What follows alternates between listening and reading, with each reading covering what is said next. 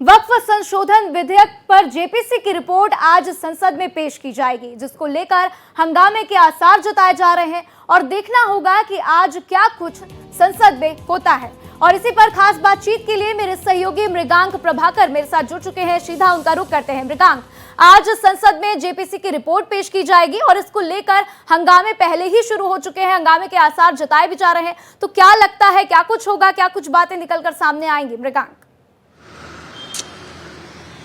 देखिए, सबसे महत्वपूर्ण बात यह है कि जेपीसी ने अपनी जो रिपोर्ट्स थी वो गुरुवार को ही जो है स्पीकर को सौंप दी थी। आज तो उसे सदन के टेबल पर रखा जाएगा और सदन के पटल पर रखा जाएगा और वहां पे जो सारे एविडेंसेस हैं उसके साथ रखा जाएगा। देखिए, 44 खंडों के अंदर, ये 44 क्लॉजेस के अंदर पूरी जो है रिपोर्ट बनी हुई थी, जिसमें से 25 जो सेक्शन से जो सब सेक्शंस कहे जाते हैं उसमें से 14 के ऊपर जो है आपत्तियां दर्ज की गई थी। जो विपक्षी सारे जेपीसी के अंदर जो विपक्षी पार्टी के लोग थे उन्होंने इस पे जो है आपत्ति लगाई थी, उनको संशोधित किया गया है। अब उसमें सबसे महत्वपूर्ण बात उसमें एक चीज ये दिखाई दे रही है कि जिन लोगों ने आपत्ति लगाई थी, जैसे ओवैसी ने आपत्ति लगाई थी, उन्होंने कहा मैंने आपत्ति का नोट दिया था लेकिन उसमें कहीं ना कहीं चेंजेस कर दिया। मतलब सरकार पे आरोप सीधा सीधा लगाया है कि जो उन्होंने नोटिस दिया था कि इसमें कुछ चेंजेस इस तरह के, उनको चेंजेस कर दिएगा। तो इसको लेके मुझे लगता है कि कांग्रेस ने भी इस तरह के आरोप लगाए हैं, तो इसको लेके पार्लियामेंट में आज जो है हंगामा हो सकता है साफ तौर पर। दूसरे तौर पर जो साफ चीजें दिखाई दे रही है, जिसके ऊपर जो सेक्शंस थे जिनको अमेंडेड किया गया है, उसमें सबसे महत्वपूर्ण बात यह है कि जो वक्फ बोर्ड बनेगा, उस वक्फ बोर्ड के अंदर जो है 4 गैर मुसलमान लोगों को जो है उसके अंदर शामिल करने की बात की गई है। जो आपत्ति एक और दी गई थी, वो आपत्ति ये दी गई थी कि अगर मान लीजिए इसमें कोई जो अतिक्रमण होता है या इसके अंदर कोई जो भ्रष्टाचार दिखाई देता है, उसकी जांच कौन करेगा। तो पहले तो ये कहा गया था कि जो ओरिजिनल मसौदा था उसमें साफ तौर पे कहा गया था कि जिला अधिकारी इसको जिला कलेक्टर कर सकता है, लेकिन आपत्ति ये आई कि जिला कलेक्टर जो है, जो राजस्व विभाग भी देखता है, उसके अंदर सारे रिकॉर्ड्स होते हैं, तो अगर उससे कहीं जांच कराई जाए तो हो सकता है वो निष्पक्ष जांच ना हो। तो अब उसमें जो संशोधन किया गया है कि राज्य स्तर का कोई अधिकारी जो कलेक्टर से ऊपर की रैंक का होगा वो इसके अंदर जांच कर सकता है। तीसरा बहुत महत्वपूर्ण इसके अंदर जो चीज दिखाई देती है वो ये दिखाई देती है, जो रिपोर्ट में संशोधन के बाद आया है कि अगर कोई मुसलमान अपनी जो है संपत्ति को वक्फ बोर्ड को दान करना चाहता है तो पहले तो उसको इस बात का सबूत देना होगा कि वो पिछले 5 साल से जो है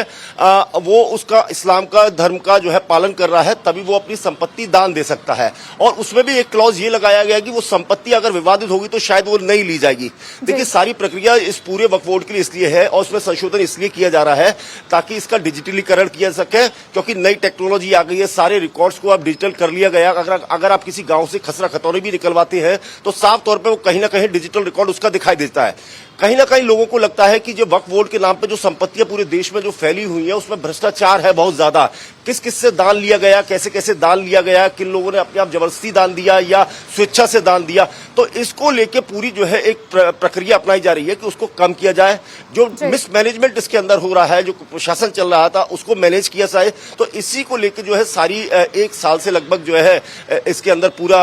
बातचीत हुई है। जेपीसी ने बातचीत की है, तमाम प्रतिनिधि मंडलों से बातचीत की है, उसके बाद एक मसौदा तैयार किया गया था और लगातार कई कंसल्टेशन बैठक हुई है जेपीसी के अंदर विपक्षी पार्टियों के साथ भी बैठ के, क्योंकि उसमें तमाम विपक्षी पार्टियों के सदस्य भी मौजूद थे, सरकार के भी लोग भी मौजूद थे। उन्होंने सबको बैठ के इस पर पूरे एक मसौदा तैयार किया, लेकिन एंड ऑफ द डे गुरुवार से पहले भी लगातार इसके ऊपर ऑब्जेक्शन है। जैसे मैं बता रहा हूं कि 14 सेक्शंस के अंदर जो है इसमें ऑब्जेक्शंस लगाए गए थे और ऑब्जेक्शंस पर नोटिस भी दिया गया था। अब उसको लेकर विवाद कहीं ना कहीं इस बात का शुरू हो गया कि जो नोटिस दिए गए थे उसी में कहीं ना कहीं फेरबदल कर लिया गया है। तो आज जब संसद के अंदर, ये पार्लियामेंट के अंदर जब पेश की जाएगी, जेपीसी की रिपोर्ट पेश की जाएगी, तो निश्चित रूप से हंगामा बिल्कुल नजर आ सकता है पार्लियामेंट के अंदर। बिल्कुल, और यही देखना होगा कि हंगामा होता है कि नहीं होता है, क्या कुछ होता है। लेकिन मृगांक,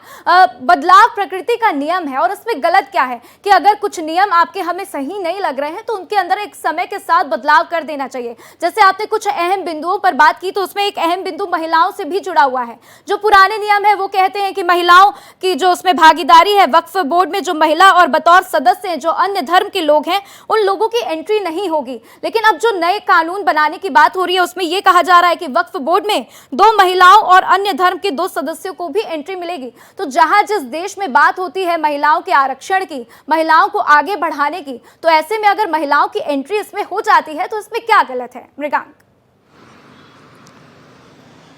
देखिए, इस देश के जो ज्यादातर कानून है ना, वो कानून जो है मतलब ये समझ लीजिए आपके धर्म के आधार पर जो है सारी चीजें बनाई गई थी कि हिंदू मैरिज एक्ट बनाया गया, ऐसे वक्फ बोर्ड के नियम बनाए गए। तो सारी स्टडीज करने के बाद, जो बहुत समय से स्टडीज की गई, उसके बाद ये सारी चीजें बनाई गई। हो सकता है कि ये महिलाओं को लेकर, जो महिलाओं की भागीदारी की आप बात कर रही हैं, उसको इसलिए शायद नहीं रखा गया कि शायद इस्लाम धर्म में शायद उस चीज का बैन हो या पाबंदी हो उसके ऊपर लेके कहीं ना कहीं। तो हो सकता है कि अब जिस तरह से बदलाव एक सतत प्रक्रिया है, तो मुझे लगता है कि उसके अंदर शायद जो इसमें संशोधन दिया गया, उसमें ये बात कही भी गई है कि इसमें 2 महिलाओं को शामिल किया जाए। इसके अलावा ये भी कहा गया है कि जो पूरा बोर्ड बनेगा, उस बोर्ड के अंदर 4 गैर मुसलमान लोगों को भी शामिल किया जा सकता है। इसमें इस बात को भी तस्दीक की गई है कि साहब इसके अंदर एक जो ट्रिब्यूनल बनेगा, उस ट्रिब्यूनल के अंदर 3 लोग हो सकते हैं, उसमें एक इस्लामिक स्कॉलर भी रखा जाएगा। तो इन सारी चीजों को लेकर मुझे लगता है एक बहुत वृहद कंसल्टेशन सारी चीजों के ऊपर हुआ है। इसमें एक प्रोविजन ये भी रखा गया है, जो अनाथ लोग हैं, अनाथ बच्चे हैं या विधवा महिला है, उनकी जो संपत्तियां होंगी उसमें किस तरह का अधिकार रहेगा। इसमें यह भी लिखा गया कि बोहरा कम्युनिटी के जो मुस्लिम है या जो दूसरी कम्युनिटी के मुस्लिम्स हैं, उनको नहीं रखा, क्योंकि ज्यादातर जो वक्फ बोर्ड की संपत्तियां हैं वो सुन्नी मुसलमानों के पास आती हैं। तो इन सारे प्रोविजंस को मुझे लगता है कि जब डिटेल रिपोर्ट पेश की जाएगी और हम लोगों के पास आएगी, तो वो बहुत बेहतर तरीके से बता पाएंगे कि जो 14 क्लॉजेज रखे थे। देखिए, 14 क्लॉजेज में लगभग मैंने आपको 7-8 क्लॉजेज तो बताए हैं जिनको मीडिया से शेयर किया गया है, और वो साफ तौर पर उसमें यह है कि जो महत्वपूर्ण बिंदु रखे गए हैं कि जिला कलेक्टर से ऊपर जो है इसका जांच अधिकारी हो सकता है, वो इसकी जांच करेगा। तो मुझे लगता है कि जब पार्लियामेंट के अंदर टेबल हो जाएगी और उसके बाद इस पर चर्चा शुरू होगी, तो तब बेहतर तरीके से सारी चीजें निकल के आ सकती हैं कि इसमें और क्या क्या क्लॉजेज रखे गए हैं और किस बात पे विपक्ष को जो है इस पे हंगामा किया है, क्योंकि कई चीजों के ऊपर नोटिस दिया गया है। कहीं ना कहीं विपक्ष को यह लगता है कि जो वक्फ का पूरा बोर्ड है और जो मुसलमानों को एक वोट बैंक के रूप में हमेशा से देखा जाता है, कहीं ना कहीं उनको ये लगता है कि अगर वो वक्फ बोर्ड के ऊपर इस तरह की बातें नहीं रखेंगे तो एक वोट बैंक उनको दरकता हुआ नजर आता है साफ तौर पर। देखिए, सरकार पहले भी इसके ऊपर काम कर चुकी है। ट्रिपल तलाक को लेकर हर कम्युनिटी ने जो है उसका स्वागत किया था। इसी तरीके से अब वक्फ बोर्ड की संपत्तियों में जो अतिक्रमण हो रहा है, जो पूरे देश में देखिए संपत्तियां फैली हुई हैं और उस पर क्या, उनमें कितनी विवादित है, क्या क्या चीजें हैं, तो मुझे लगता है टेबल होने के बाद सारी चीजें क्लियर होंगी जब उसका एक मसौदा हमारे पास भी आ जाएगा। बिल्कुल मृगांक, सारी चीजें क्लियर हो जाएंगी जब